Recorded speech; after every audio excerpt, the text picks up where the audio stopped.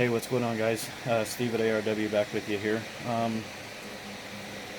Just wanted to put together another video for you, kind of a weekly update, and go over a few things. Um, First off, I want to say thank you to all of our customers that have been dealing with us.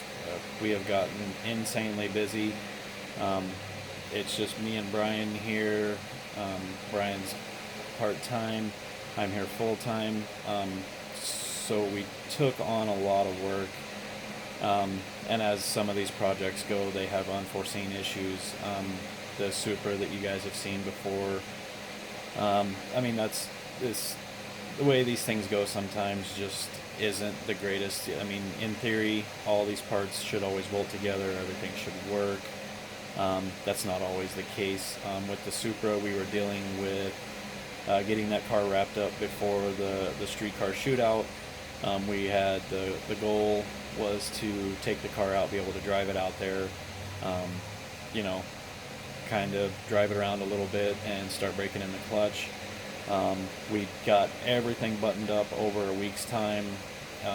It was a lot of work, some late nights here. Everything turned out phenomenal with it. The issue that we had was, first off, when going to twin discs in Supras, apparently the OEM clutch master cylinder can't displace enough fluid to usually activate an internal throwout bearing. It was a little bit of a bummer. That's not listed on Spec's website, and you know, if it had been on there, we probably would have done it at the time. Not saying anything bad about Spec. Those guys have been super awesome to deal with. Once we figured out that's what's going on, we called them. We were dealing with Josh over at Spec. Super awesome guy to deal with. He's been, you know, pretty apologetic about the issue that we had. They overnighted us a throwout bearing, or a clutch master cylinder. It's a good piece. We got it installed. Still having an issue with the clutch not completely disengaging. Feels like it was dragging. I mean, the clutch was disengaging. We drove it around a little bit. A little bit of a drag. So we were able to kind of identify that it has a bent disc, and I guess it's not super common. As talking to Josh, he said we're definitely in the 2% of the failure rate that they've seen, kind of thing. But unfortunately, these things do happen. It just turns out that this is what this is what we have to deal with, and what they have to deal with. And they got us a new disc on the way, free to us, kind of thing. So they've been super awesome to deal with. So the Super project is on hold. We got to pull the transmission back out, get another disc back in it. So that's one of the big hiccups that we've had, was the Supra like really put us behind. It was a ton more work than we had originally intended for, but it turned out super awesome. The owner is extremely happy with the car, and we couldn't be happier. I'm more happy that he's happy than I am with the car. So I'm a people pleaser guy. Like I get happy, I get excited about this stuff, but when the customer is genuinely happy and they're excited, that's when I get happy. So that's what I strive for. So I will go over. I kind of want to show you guys the ups and downs of some of the stuff we do. Like you watch a lot of people's videos, and you'll see that it looks fun all the time. And doing this, you know, this will be our 5th year here. It's not always fun. Another thing that I kind of wanted to address was, I hope everybody watching the video kind of gets and can relate to this. I get a ton of customers that will hit me up after hours, on weekends. They'll shoot me a personal message on Facebook, and I have to be able to break away from this. So like after hours, it's kind of my time, where I'm either working on my car, or we're working on Brian's car, or we're just hanging out. We go shoot pool, or we just get away, go to the racetrack. So you have to like mentally break away. I try my best to keep up with everybody, but it's come up a couple of times, and even more recently, where I had a customer that wanted me to work on their car, and they sent me a message like kind of in the evening on Friday, and we were out in the shop working, and I just don't look at my phone, and when I did see it, it was late, so I didn't reply. And I usually try not to reply to people on the weekends. Just people's weekends are like my weekends. I want to break away. So I apologize if people send me messages and I don't get back to you. The problem is come Monday, I run through the Facebook messages and I reply to everybody there, but I forget about personal messages. So I've had a few people that have hit me up, sent me messages on my personal Facebook on the weekend, after hour or something, and I don't get back to them, and they take that as I don't want to work on their car, or they think I'm upset with them or something like that. It couldn't be farther from the truth. I apologize to anybody I've done that to, and more recently, one of the customers that brought it to my attention he felt that I was upset and didn't want to work on his car, and that's absolutely not the case. It takes a lot to upset me to the point to where I don't want to work on your car. We've only had that happen a few times here, and it is what it is. So if it's after hours, which is basically 6 o'clock, or on the weekend, you guys are far, even if we're friends, just because it's easier for me to keep track of, shoot me a message on the Facebook page. It works out so much better because I've got my routine down to where I just come in Monday morning and I plop down here and I just start going through the messages on the Facebook page, start responding to people and getting the week going. So if you guys need to get a hold of me and it's car related stuff, just shoot me a message on the Facebook page. I'm more apt to respond to that than my personal Facebook messages. I mean, I have a personal life. I spend time at home, and man, there's times where I just go home and just sit on the couch and just watch movies and just bury myself and get away. So it's no disrespect to anybody. I have no problems with anybody. So just kind of keep that in mind, guys. So on that note, I'm going to take you around the shop, show you what we're currently working on, and show you, we have a couple of cars here that are ups and downs, and show you kind of the not so fun side of this stuff. So yeah, we'll start by kind of walking around and see what we got going on here. So first thing, you're not going to typically see this here, but so this is a Jeep 4.0 that has been stroked to a 4.7, I want to say. This is more of Brian's spearheading this more than me. He knows a lot more about this. So we've accumulated all the parts. Gibson Performance, super familiar with these things. They do a lot, if not almost all of our machine work. And aside from sleeving or something like that, Gibson Performance is who we use for all this stuff, and they did an awesome job on this thing. It looks awesome. So we got a Jeep 4-liter that's been stroked, and it's got some goodies that are going along with it. So that'll be coming up. We'll get that thing back in here and get everything assembled. Everything's been tanked and cleaned, and I mean, just random parts accumulating for it. So yeah, that's one of the projects we got coming up here in like the next week or so, is we got to put this whole thing back together. We've been trying to stay up on the fab, or I guess I do a lot more fab than Brian does, but this is for a DSM. It's cool to see this still around. This has actually been in the shop. I built this is one of the first manifolds I ever built. I built this thing, man, probably 7-8 years ago maybe. So it's going to live on in Sean's DSM that is going to get Haul Tech, and he's been going all out on this thing for the last few years. Obviously, he's a typical guy, doesn't come from a ton of money. He's just a paycheck guy, works hard, and so we're going to do the EGT. So I got to get the EGT bungs welded on it.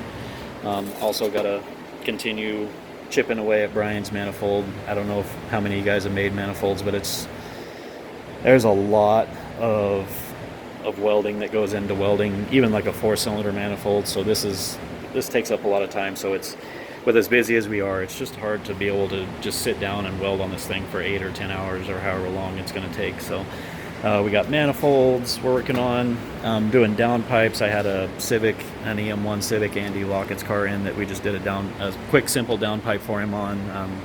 His wife is super anxious to get that car on the road, so we just knocked that out for him real quick, squeezed him in. Brian's car is coming along fantastic. I know he's done a phenomenal job with this thing. He's super excited. What's super cool here is this is the car with the engine harness on it, And any of you guys that know RBs know that there's kind of a lot of wiring and everything. So I mean, he's tucked the harness, so everything's ran underneath. He, you know, kind of deloomed it and moved things around. So this is the harness as it sits. So he's still chipping away on this thing. We've still got a ton of fab work to do. He's got most of the fuel stuff done, mounted the fuel pressure regulator underneath. I mean, he's just trying to keep this thing super clean, and he's doing a phenomenal job with that. So yeah, on to the next one. Let me grab a flashlight so you can kind of see what's going on here. This is a super bummer. This car is super cool, and I've known this guy for a long time, and bought the car. We didn't tune it, but we have done some work to it. It's tuned by English. I think it makes around 500 horsepower. Stock block, aftermarket turbo. He beats on it a little bit. I mean, it's a car. You beat on them. You do what they're supposed to do. The downside is the car. We did a clutch on it not too long ago, and it'll be hard to see, but that little ding in the case up there. The Evo 10s are notorious for kind of spitting out the diff pins, and unfortunately it happened to this car, so we got to pull this transmission out, and he's opting to go with like a Shep rebuild. So that's kind of the downside. That's the not fun part of cars that we have to deal with sometimes. So we'll get the transmission out and get it shipped off, and you know, we'll put the car in storage for you know, shipping, you know, takes about a week. They said their turnaround time is about 2 weeks. Another week back here, and then we'll get it back in. So I mean, the car is going to be down for about a month. So, you know, that's the downside of the car. Sometimes you got to take the bad with the good. The good makes it worth it. So yeah, that car is super cool. This car, this is definitely one of the downsides.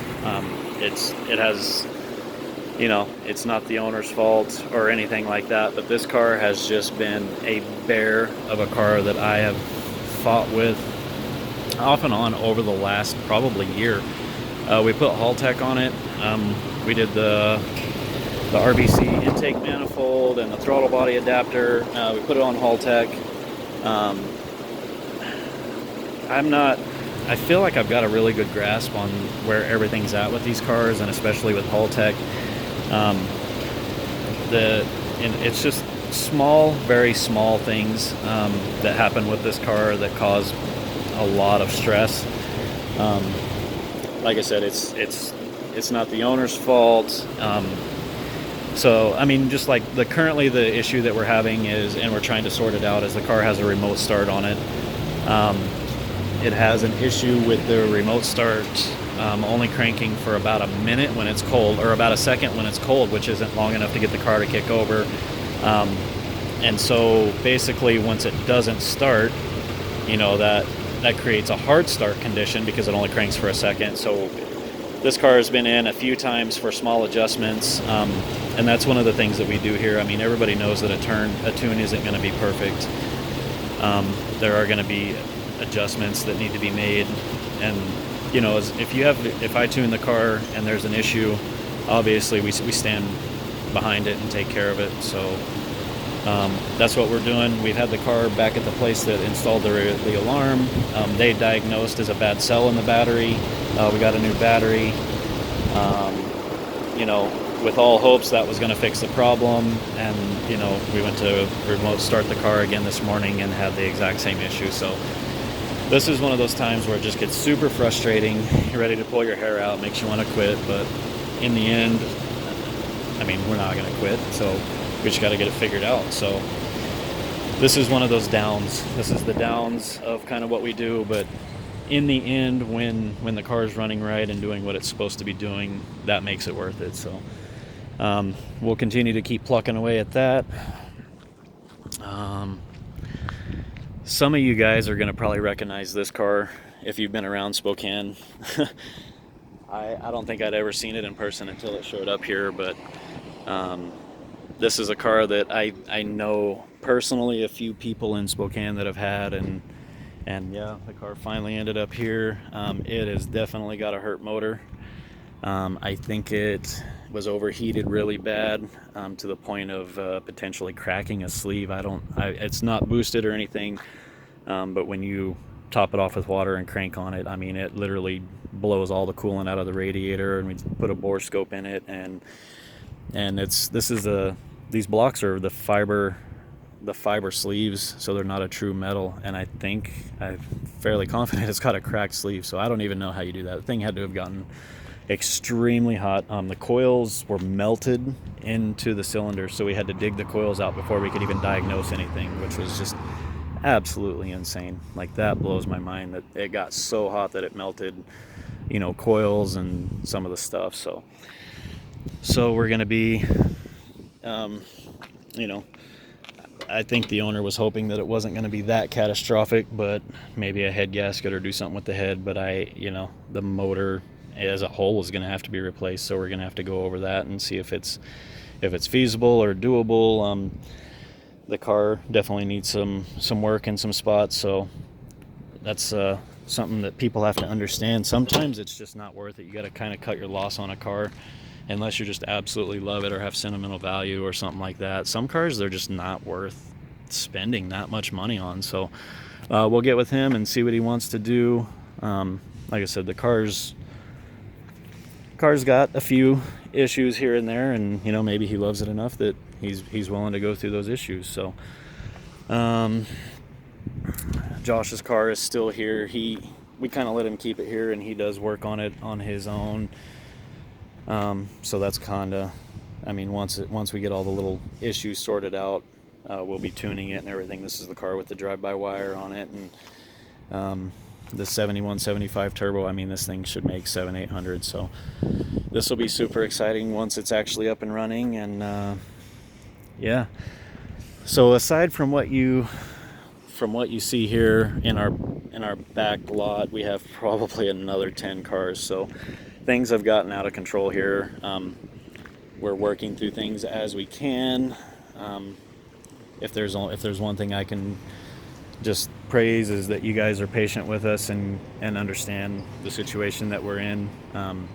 We just didn't realize that making YouTube videos and everything was just going to take off as quickly as it did and get us as much business as it did. So this is kind of where we're at for the week, and yeah, we'll just keep plucking through these things.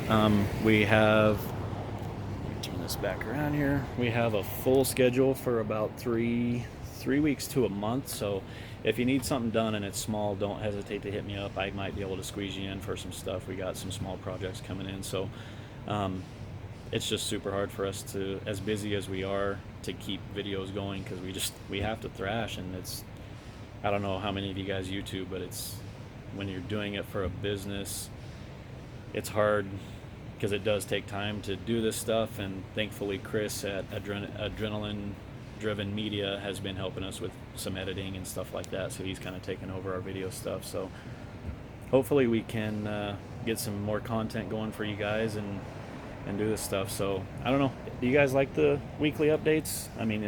What do you want to see? We would like to get some feedback from you guys. Feel free to message us or comment and let us know what you want to see. Yeah, so I don't know, just another busy week here at ARW, guys, and we'll keep you updated, try and bring you more content. It's just, like I said, it's crazy busy here. So yeah, hit like and subscribe. Feel free to shoot us a message. We do have a working shop phone again. Had an issue for a little bit, so shop number is 509-979-4327. Since we've gotten the phone back up and running and everything, it blows up. I'm surprised I've made it through a 15-minute video without a phone call. So yeah, feel free to hit us up, like, subscribe, share, comment. Let's keep this going. Have a good day, guys.